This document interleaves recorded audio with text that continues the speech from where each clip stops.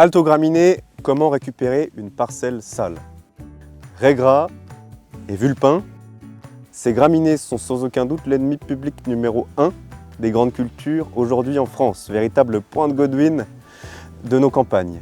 C'est la raison pour laquelle nous avons développé cet outil qu'on a appelé Graminoscope, un outil ludique pour mettre en lumière cette guerre sans merci que se font stock semencier versus agriculteurs. Le principe est simple, si la balance penche à gauche, le stock semencier est trop lourd, la parcelle est sale, victoire des graminées. Si la balance penche à droite, les leviers qui sont mis en place par l'agriculteur sont suffisamment lourds pour contrer ce stock semencier, la parcelle est propre, victoire de l'agriculteur.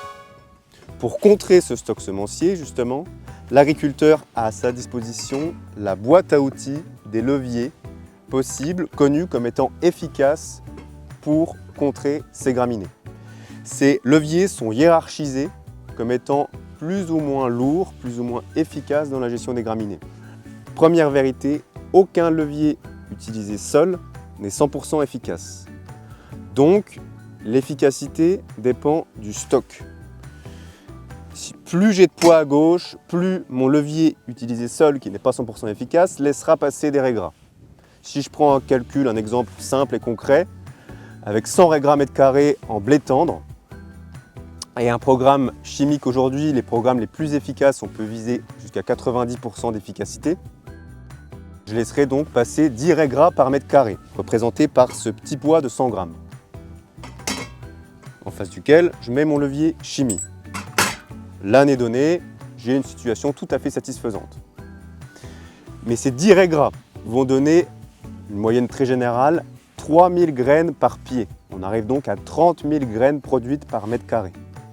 Parmi ces graines, seuls 55% seront viables. On descend donc à 16 500 graines viables. Parmi celles-ci, on a un taux annuel de décroissance pour raigrats et vulpins d'environ 80%. Donc l'année N+1, j'aurai plus que 20% de ces 16 500, soit 3 300 graines qui pourraient survivre à l'année N+1. Et parmi celles-ci, j'en ai que 5% qui vont germer pendant la période problématique, automne-hiver pour des céréales par exemple. Et du coup, je descends à 165 raigrats par mètre carré qui pourraient germer en année N+1. Donc on voit que par rapport aux 30 000 graines produites, la nature a déjà fait un sacré boulot. Mais par rapport à mon poids de 100 grammes qui représentait mes 10 raigrats mètre carré, j'ai un facteur multiplicatif qui a un ordre de grandeur, à prendre avec des pincettes, mais ça donne un ordre de grandeur d'un facteur multiplicatif x 15 vis-à-vis de l'expansion du stock semencier et mon levier chimie seul qui paraissait efficace une année donnée avec un stock semencier plus lourd ne l'est plus. Donc, plus j'ai de poids à gauche, plus je dois en mettre à droite. Pour chercher ce 100% d'efficacité ou une efficacité acceptable, et il est indispensable dans les situations de trop fort salissement de cumuler les leviers dans mon système. Si je dois m'abstenir d'un levier puissant, pour contraintes techniques, réglementaires, par conviction ou pour tout un tas de bonnes raisons, je dois trouver une alternative aussi puissante. Si elle n'est pas aussi puissante, je sois associé des alternatives moins puissantes pour arriver à l'équivalence d'efficacité du levier dont je me sépare. Ça, c'est quand tout se passe bien, quand j'applique mes leviers. Mais il y a la deuxième vérité indétrônable dans la gestion des graminées. Tous les leviers ont des conditions de réussite qui dépendent globalement de 3 facteurs: timing, météo, réglage. Le timing, c'est intervenir au bon moment, au bon stade de l'adventice comme de la culture pour les leviers de lutte directe, qu'ils soient chimiques ou mécaniques. Positionner correctement et de manière optimale le labour dans la rotation à pas de temps le plus optimum possible, tous les 4-5 ans on a tendance à dire pour le labour. Deuxième facteur, le réglage. Le réglage, c'est intervenir à la bonne vitesse, régler correctement le labour, les rasettes, bien entretenir sa charrue, régler les outils de désherbage mécanique, intervenir avec la bonne dose, la bonne buse, le bon volume de bouillie en chimie, mais aussi nettoyer les bons endroits de la moissonneuse-batteuse.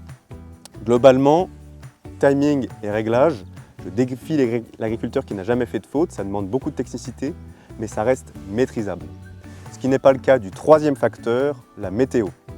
Exemple, je sème mes maïs J'ai prévu un désherbage chimique de prélevé qui est le plus efficace possible pour gérer mes graminées, des raies gras on va dire, dans mon maïs. Donc j'ai prévu ma prélevée avec la bonne dose, j'ai bien réglé le bon choix des buses, le bon produit.